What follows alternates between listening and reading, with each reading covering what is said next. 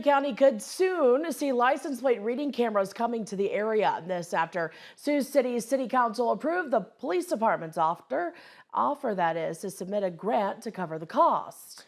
KTIV's Connor Trett has more on the story tonight. So Connor, what can folks expect from these cameras? Well, Matt, these new cameras called Flock Safety License Plate Readers have already started popping up around the Sioux City metro area. Police in South Sioux City, Nebraska, they had these same cameras installed last year with some success.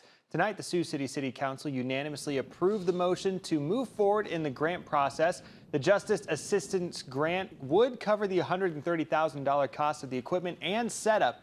Roughly 40 cameras will be put up around the area. Woodbury County signed on as a co-applicant with Sioux City Police, so cameras would not go up just in Sioux City, but in surrounding areas in Woodbury County as well. What we're looking for, some key areas in town, some major thoroughfares we're trying to cover, get, obviously high traffic areas to get the most coverage.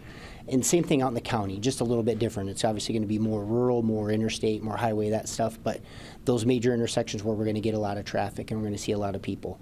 Part of this proposal will also include some cameras that are mobile that will be able to move and adjust, as needed.